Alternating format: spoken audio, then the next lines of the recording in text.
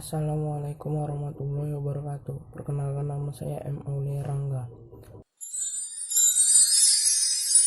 Vaksin adalah bahan yang digunakan dalam stimulus atau merangsang pembentukan antibodi yang dimasukkan ke dalam tubuh manusia melalui mulut atau suntikan. Selain itu, vaksin adalah bahan yang dimasukkan ke dalam tubuh lewat suntikan seperti vaksin campak DPT, BCG, dan lewat mulut seperti vaksin polio yang berguna untuk merangsang zat antibodi. Fungsi vaksin: memberikan vaksin atau vaksinisasi merupakan salah satu cara untuk mencegah penyakit, utamanya penyakit-penyakit infeksi yang bisa menular karena bakteri atau virus seperti penyakit campak, polio, difteri, meningitis, tetanus, hepatitis, dan lain sebagainya. Assalamualaikum warahmatullahi wabarakatuh. Perkenalkan, nama saya Laila Inata Lubis dari kelas 11 IPA 1. Ada beberapa jenis vaksin. Yang pertama, herd-immunity vaksin. Vaksin jenis ini adalah vaksin yang berisi mikroorganisme hidup seperti bakteri dan virus. Yang kedua, herd vaksin. Vaksin jenis ini adalah vaksin yang bersumber dari mikroorganisme yang sudah dimatikan dengan memakai zat kimia maupun dengan pemanasan. Selanjutnya adalah toksoid. Toksoid adalah senyawa, racun, atau toksik yang diinaktifkan supaya tidak mengakibatkan penyakit. Pada umumnya, bahan vaksin ini dibuat dari toksin kuman yang sifatnya imunogenik.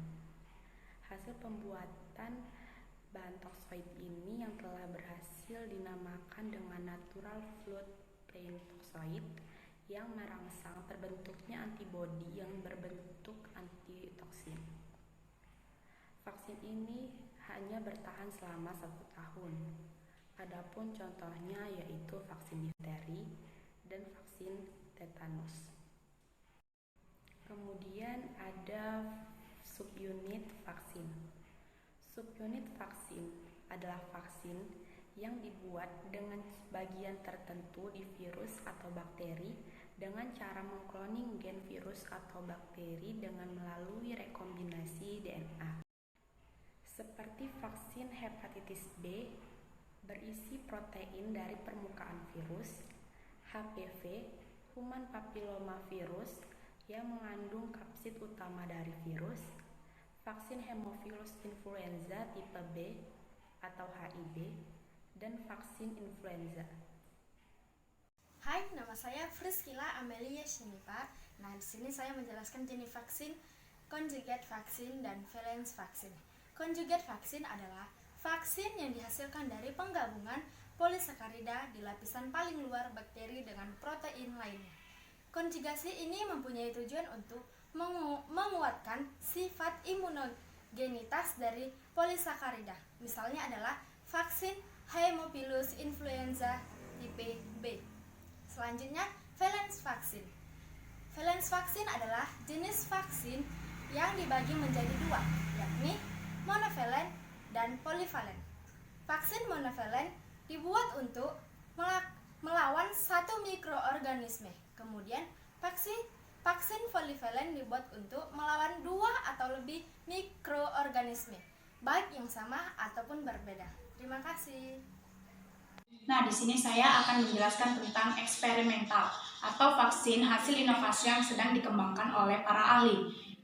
Dan di antaranya yaitu yang pertama adalah vektor rekombinan atau hasil kombinasi fisiologi dari mikroorganisme dan DNA dari mikroorganisme lain.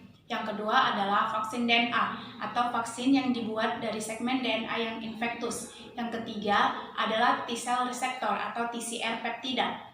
Peptida yang fungsinya untuk memodulasi produksi enzim sitokin dan meningkatkan mediasi imunitas sel. Yang keempat adalah inhibitor mikrobial atau vaksin yang fokus pada protein bakteri yang teridentifikasi tergabung pada komplain inhibisi. Jadwal pemberian vaksin atau vaksinasi antara lain: yang pertama, HIB untuk mencegah infeksi Haemophilus influenza tipe B. Vaksin ini pertama kali diberikan saat usia 2 bulan. yang kedua saat usia 4 bulan, yang ketiga saat usia 6 bulan, dan yang keempat saat usia 12-15 bulan. Yang kedua, polio untuk mencegah penyakit polio. Vaksin ini pertama kali diberikan saat usia 2 bulan, yang kedua saat usia 4 bulan, yang ketiga saat usia 6 bulan, dan yang keempat saat usia 12-15 bulan. Yang ketiga, vaksin DPT untuk mencegah penyakit difteri, pertusis, dan tetanus. Vaksin ini pertama kali diberikan saat usia 2 bulan, yang kedua saat usia 6 bulan, yang ketiga saat usia 15-18 bulan, dan yang keempat saat usia 4-6 tahun. Vaksin ini juga dianjurkan diberikan pada anak saat usia 11 tahun.